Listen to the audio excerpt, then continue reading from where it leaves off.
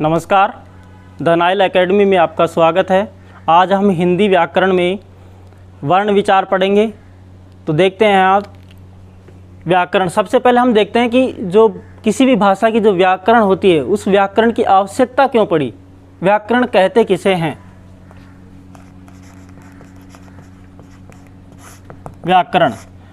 व्याकरण कहते हैं शब्दानुशासन। किसी भी भाषा की जो शब्दानुशासन होगा उसको हम व्याकरण कहते हैं।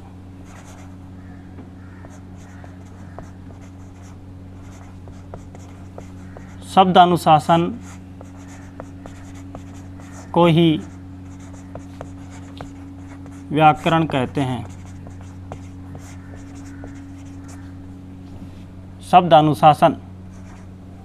शब्दानुशासन होगा उसी को हम व्याकरण कहते हैं। किसी भी भाषा में शब्दों का अनुशासन, यहाँ ध्यान देंगे, शब्दों का जो अनुशासन है उसे ही व्याकरण कहते हैं। यानी कि शब्दों का एक व्यवस्थित रूप में लिखना या व्यवस्थित रूप में उनका उच्चारण करना भाषा का व्याकरण कहलाती है। व्याकरण का आवश्यकता इसलिए पड़ी क्योंकि किसी भाषा को परिमार्जित और शुद्ध कैसे बनाया जा सके, और शुद्ध हम तभी बना सकते हैं जब उनके शब्दों को अनुशासित रूप में उच्चारित करेंगे या अनुशासित रूप में उनका लेखन होगा, तभी वो भाषा शुद्ध हो पाएगी। तो भाषा के जो प्रकार हैं, भाषा के जो भेद हैं वो 3 होते हैं। पहला होगा वर्ण विचार यानी शब्द अनुशासन को हम किस तरीके से अध्ययन कर सकते हैं, क्रमबद्ध तरीके से कैसे एक अध्ययन करेंगे वर्ण विचार के रूप में। दूसरा है शब्द विचार और तीसरा है वाक्य विचार।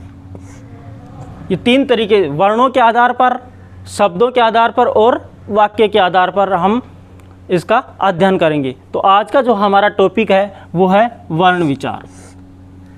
चलो आज हम वर्ण विचार पे विस्तृत रूप में अध्ययन करते हैं। तो वर्ण किसे कहते हैं? वर्ण पढ़ने से पहले हम एक ध्यान देंगे, किसी भी भाषा की जो ध्वनि होगी,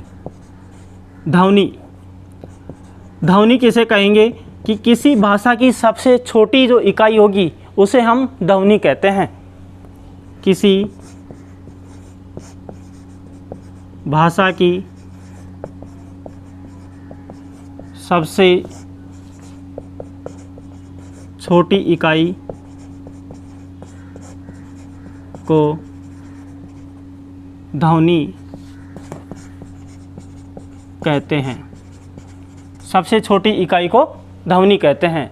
अगर हम किसी भाषा का अध्ययन करेंगे तो उसकी जो सबसे छोटी इकाई होगी वो होगी ध्वनि, और ध्वनि का जो लिखित रूप होगा उसे ही वर्ण कहेंगे। उसे ही हम क्या कहेंगे? वर्ण। ये जो सबसे जो छोटी इकाई है, इसको जो लिखित रूप होगा उसे ही हम वर्ण कहते हैं। वर्ण ध्वनि की सबसे छोटी इकाई के लिखित रूप को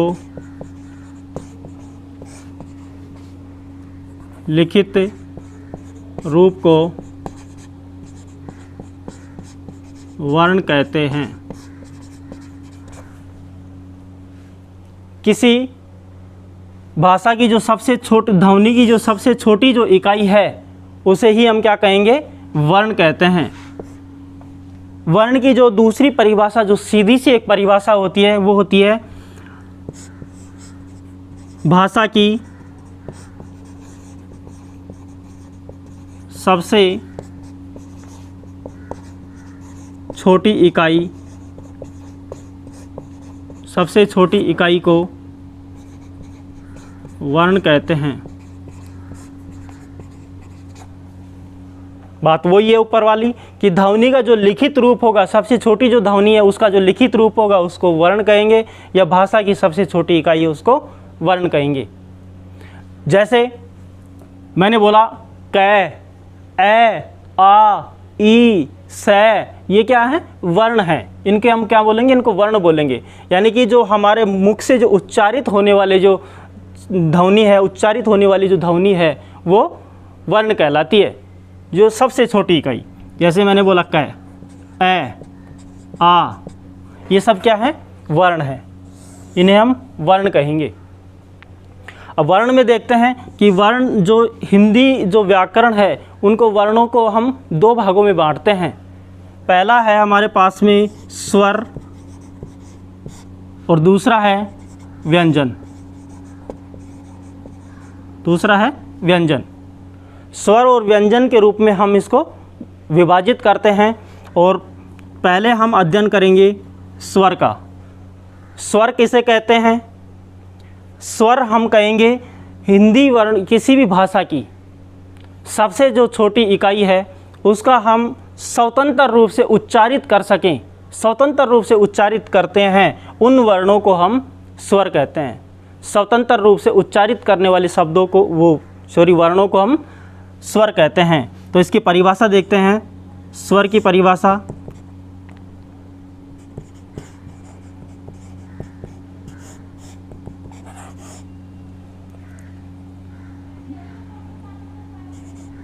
भाषा में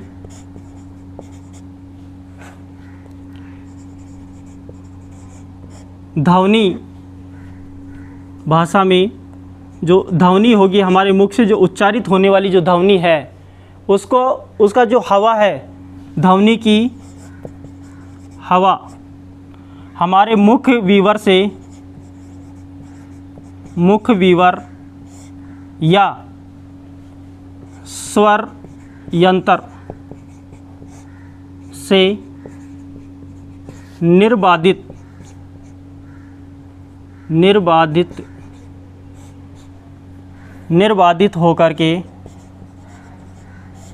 निर्बाधित होकर उच्चारित होने वाले वर्णों को स्वर कहते हैं। स्वर कहते हैं। भाषा में ध्वनि की हवा, हम किसी भी ध्वनि को, किसी भी शब्द या वर्ण का जब हम उच्चारण करेंगे, उच्चारण करते वक्त जो हवा है हमारे मुख में, वो मुख विवर या फिर स्वर यंत्र हमारे मुख के अग्रिम भाग जो है वहाँ से निर्बाधित होकर के, निर्बाधित यानी वहाँ कोई बाधा उत्पन्न न करे, बिना बाधा उत्पन्न किए वो उच्चारित हो सके, उसको हम बोल सकें, स्वतंत्र रूप से जिनका हम उच्चारण कर सकें, उन्हें हम क्या कहेंगे? स्वर कहेंगे। ये इसकी पहली परिभाषा थी। इसकी जो परिभाषा है, स्वर की परिभाषा, हम दूसरी परिभाषा और देखते हैं इसकी, कि जो एक सरलतम परिभाषा इसकी दूसरी क्या हो सकती है कि स्वतंत्र रूप से उच्चारित होने वाले वर्णों को स्वर कहते हैं। स्वतंत्र रूप से उच्चारित होने वाले वर्णों को स्वर कहते हैं, यानी स्वतंत्र, जहाँ उनको उच्चारण करने में हमें कोई बाधा उत्पन्न ना हो, वहाँ उन वर्णों को हम क्या कहेंगे? वर्ण कहेंगे, स्वर कहेंगे उनको, उन्हें हम स्वर कहेंगे। हिंदी भाषा में स्वरों की संख्या 11 होती है। हिंदी भाषा में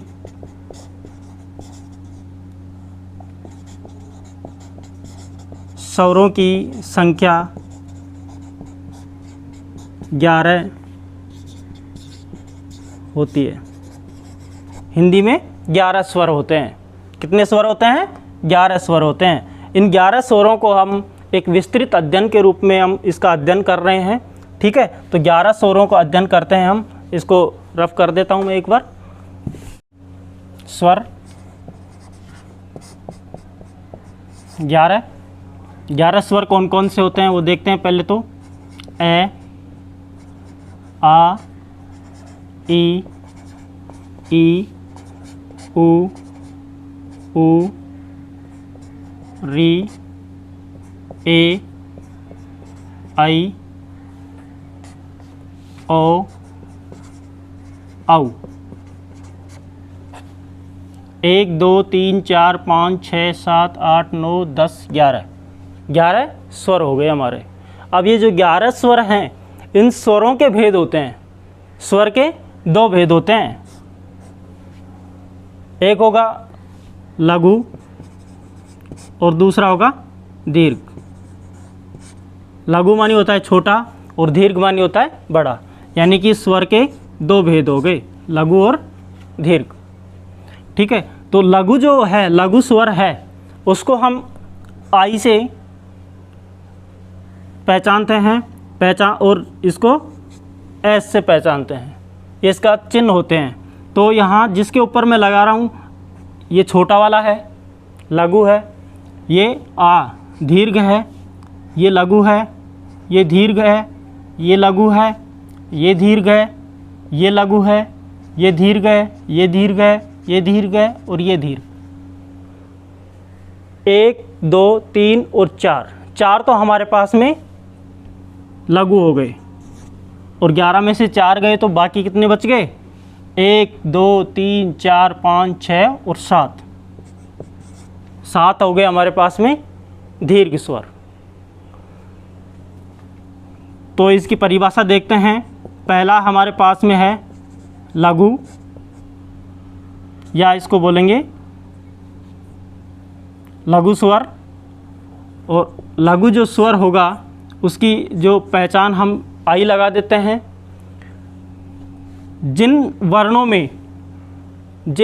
में जो ध्वनि है वो छोटी जो ध्वनि लगेगी, सबसे कम जो ध्वनि लगेगी वो होंगे लघु। सबसे कम समय में उच्चारित होने वाले स्वर लघु स्वर कहलाते हैं। और ये कौन से होते हैं लघु? ए, ई, उ और री, इनको हम लघु स्वर कहेंगे। दूसरा हमारे पास में है दीर्घ या गुरु, जिसको हम एस से संबोधित करते हैं। लघु स्वर से दुगुना समय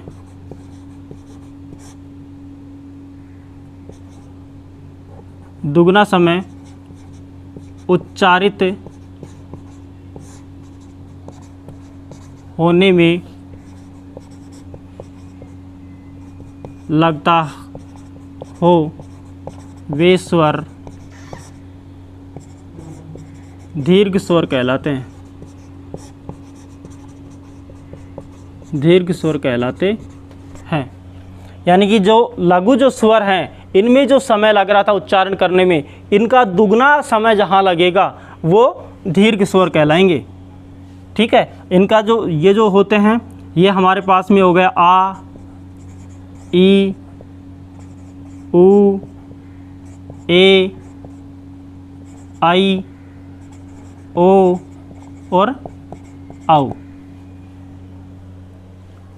ये थे हमारे पास में लघु, और ये हो गए दीर्घ या गुरु स्वर। ठीक है, अब हम देखते हैं जो ये था दीर्घ स्वर और ये लघु स्वर। दीर्घ स्वर, लघु स्वर जो है वो ह्रस्व या लघु, और दीर्घ या गुरु, इसको बोलते हैं ह्रस्व स्वर, ये एक ही है।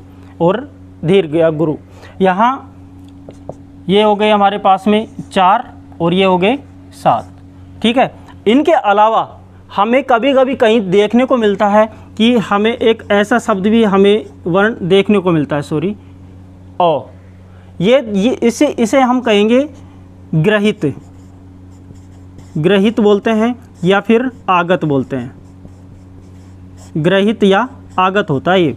ग्रहित का मतलब होता है, देखिए नाम से पता लग रहा है, ग्रहित यानी कहीं से ग्रहण किया गया। हिंदी का नहीं है ये कहीं दूसरी भाषा से ग्रहण किया गया है, या आगत या कहीं से आया हुआ, किसी दूसरी भाषा से आया हुआ, उसे हम कहेंगे ग्रहित या आगत। जैसे इससे उच्चारित होने वाले, जैसे डॉक्टर, कॉलेज, नॉलेज इत्यादि, जो इनके साथ में जो उच्चारित होने वाला, ये भी एक स्वर है। ये जो लग रहा है इसको भी हम स्वर बोलेंगे, लेकिन ये इनके साथ में 11 के अंदर गिनती में नहीं आता है, क्योंकि ये अंग्रेजी का स्वर है, ये अंग्रेजी भाषा का स्वर है, अंग्रेजी से ग्रहण किया गया है ये। ठीक है, इसलिए इसको हम कहेंगे आगत या ग्रहित स्वर। ठीक है, आगे हम देखते हैं। इसके बाद में हम जो वर्ण विचार है, इसका जो दूसरा भेद है हमारे पास में, वो व्यंजन है, और व्यंजन को हम देख रहे हैं, व्यंजन का विस्तृत अध्ययन करेंगे। मैं इसको रफ कर देता हूँ थोड़ा। व्यंजन, दूसरा जो वर्ण विचार का भेद है वो है व्यंजन। और व्यंजन की परिभाषा क्या होती है, व्यंजन किसे कहेंगे कि जो ध्वनि है, उच्चारित होने वाली जो ध्वनि है, जिसको हम उच्चारित करते हैं, वो हमारे मुख विवर से या स्वर यंत्र से बाधित होकर के उच्चारित होती हैं, उन्हें हम व्यंजन कहते हैं।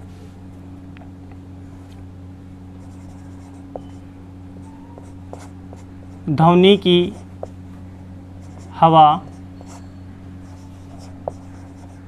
मुख, ध्वनि की हवा उच्चारण करते समय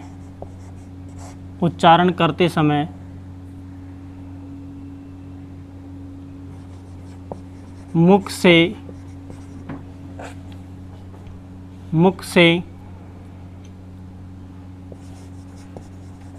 मुख विवर या स्वर यंत्र, मुख विवर या स्वर यंत्र से बाधित होकर के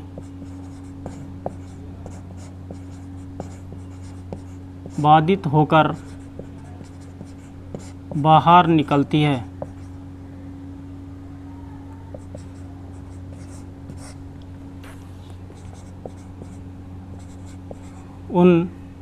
बाहर निकलती है, उन्हें व्यंजन कहते हैं।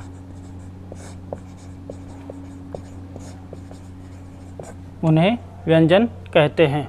ध्वनि की हवा उच्चारण करते समय जो हमारे मुख से, मुख विवर या स्वर यंत्र, जो हमारा मुख का जो अग्रिम भाग है, वहाँ से बाधित होकर के बाहर निकलती है, वहाँ व्यंजन होते हैं, और जहाँ बाधित नहीं होती वहाँ स्वर होते हैं। इसकी दूसरी जो परिभाषा है वो ये है कि स्वरों की सहायता से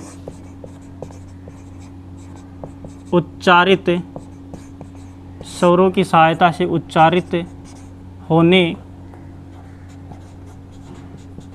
वाले वर्णों को व्यंजन कहते हैं।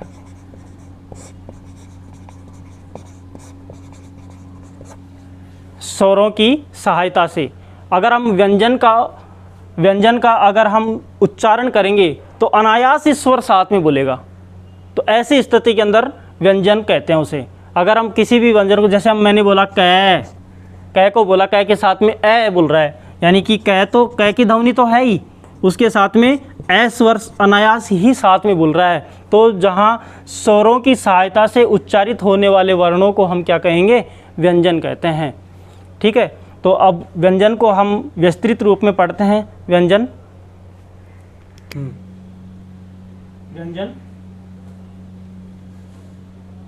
के भेद, कितने भेद होते हैं व्यंजन के? 3 भेद होते हैं हमारे पास में व्यंजन के। और 3 कौन कौन से भेद हैं? पहला जो भेद है इसका वो है स्पर्श व्यंजन,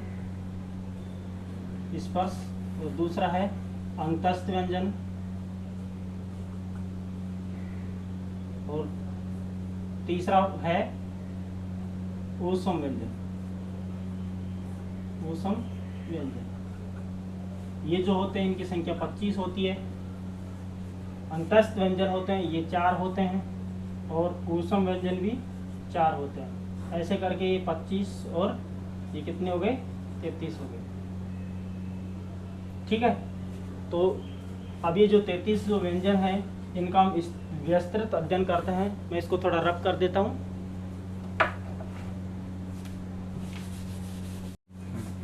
व्यंजन व्यंजन का थोड़ा मैं यहाँ पे एक इसका चार्ट बना देता हूँ। क, ख, ग, गह, ण, च, छ, ज, ज, न, ट, ठ, ड, ड, न, ट, ठ, द, ध, न, प, ह, ब, भह, म। ये हमारे पास में हो गए स्पर्श व्यंजन। स्पर्श व्यंजन हो गए। ठीक है, अगर हम इनका अध्ययन करते हैं तो व्यंजन जो होंगे उनको हम सबको हलंत में देखेंगे। हलंत का मतलब होता है जैसे हमारे पास में ये क है, इस क को अगर हम तोड़ेंगे तो इसमें क आधा प्लस इसमें ए होगा, तो यहाँ क्या हो गया, क के साथ में स्वर हो गया। अगर इसके अंदर कुछ भी स्वर नहीं है तो हम सभी के क्या लगा देंगे, हलंत लगा देंगे। ये हमारे जो व्यंजन हैं ये हो गए स्पर्श व्यंजन, इनको बोलेंगे स्पर्श व्यंजन। स्पर्श व्यंजन इनकी संख्या हो गई है 25। 1 2 3 4 और 5, 1 2 3 4 और 5, 25 हो गए। तो यहाँ ऐसे अगर देखेंगे ये कौन सा व्यंजन है, ये क वर्ग का, यहाँ लिखा हुआ क, तो क वर्ग, ये क वर्ग का व्यंजन है। क वर्ग के क ख ग घ ण तक 5। ये च वर्ग है, ये ट वर्ग है, ये त वर्ग है और ये प वर्ग है। इसके बाद में आता है हमारे पास में य, र, ल, व। य, र, ल और व, इनको हम बोलेंगे अंतस्थ व्यंजन।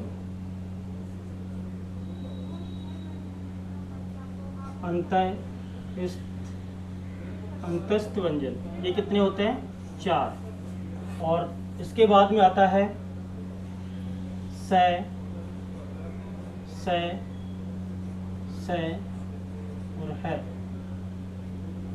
ये हमारे पास में जो व्यंजन है इनकी संख्या भी 4 है और इनको बोलेंगे हम ऊष्म व्यंजन। ऊष्म व्यंजन, स्पर्श व्यंजन, अंतस्थ व्यंजन और ऊष्म व्यंजन। क वर्ग, च वर्ग, ट वर्ग, त वर्ग और प वर्ग। व्यंजनों में 5 वर्ग होते हैं और ये प्रथम वर्ण है, द्वितीय वर्ण है, तृतीय वर्ण है, चतुर्थ वर्ण है और ये पंचम वर्ण है। क वर्ग का द्वितीय वर्ण, क वर्ग का तृतीय वर्ण, क वर्ग का चतुर्थ वर्ण और क वर्ग का पंचम वर्ण। ये जो हमारे पास में जो अंतिम जो वर्ण है ये, इसको हम बोलेंगे अनुस्वार। अनुस्वार भी हम कह सकते हैं इसको, क्योंकि इनका जो उच्चारण होता है ये हमारा, इसका जो उच्चारण होगा वो नाक और मुख से होता है, इसलिए अनुस्वार और अनुनासिक में भी इनका गणना होती है। तो ये थे हमारे व्यंजन। व्यंजनों की संख्या हमारे पास में हो चुकी है कितनी, 33। 25 तो ये हो गए, 4 ये हो गए और 4 ये हो गए। ये व्यंजन थे हमारे, 33 व्यंजन हो गए और 11 स्वर। ठीक है, अब हम इसके अलावा इन व्यंजनों के अलावा भी हिंदी वर्णमाला के अंदर कुछ संयुक्त अक्षर होते हैं जिनको हम संयुक्त अक्षर कहते हैं, वो हम देखते हैं संयुक्त अक्षर कौन कौन से होते हैं। संयुक्त अक्षर हमारे पास में जो होंगे,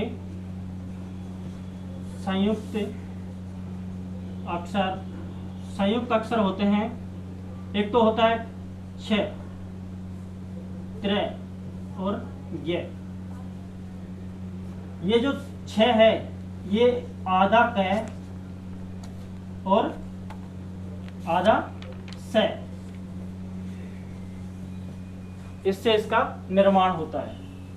ये होता है आधा तय और आधा र, और ये होता है आधा जय और न, इनसे इनका निर्माण होता है। संयुक्त अक्षर संयुक्त स्वर में थे, क, छ और ग। ग तक जब हम हिंदी वर्णमाला पढ़ते हैं तो ग तक हमारे पास में ये संयुक्त अक्षर आते हैं 3। इनके अलावा हम एक और संयुक्त अक्षर पढ़ते हैं, वो होता है श्रय। श्रय मानी श्रमिक, इनमें से श्रय आता है, ये होता है आधा स और र, दोनों आधे। इन दोनों के वर्णों के निर्माण से इस श्रय का निर्माण होता है। तो ये हमारे पास में थे व्यंजन, स्पर्श व्यंजन 25 क वर्ग से प वर्ग तक के, ठीक है। उसके बाद में अंतस्थ स्वर थे य, र, ल, व, और उसके बाद में ऊष्म वर्ण स है, और संयुक्त अक्षर है हमारे पास में छ, त्रै, ग, और ये अतिरिक्त वाला। तो ये हमारे जो व्यंजन का जो टॉपिक है तो ये यहीं ख़त्म हो रहा है। उसके साथ में हम थोड़े से यहाँ देख रहे हैं कि जो स्वर थे हमारे, स्वरों में हमने देखा था कि अंत में एक तो अनुस्वार होता है और एक होता है विसर्ग। इनके बारे में और थोड़ी सी चर्चा हम कर लेते हैं कि जो अंग होता है ये तो होता है अनुस्वार, इसको बोलते हैं अनुस्वार, और ये जो ये है इसको बोलते हैं विसर्ग। ये संस्कृत में इनका ज्यादा इस्तेमाल किया जाता है। विसर्ग यानी जिसमें है की ध्वनि होती है, जिसमें है हलंत की ध्वनि होती है, इसमें है की ध्वनि होती है। ये था स्वर और व्यंजन हमारे।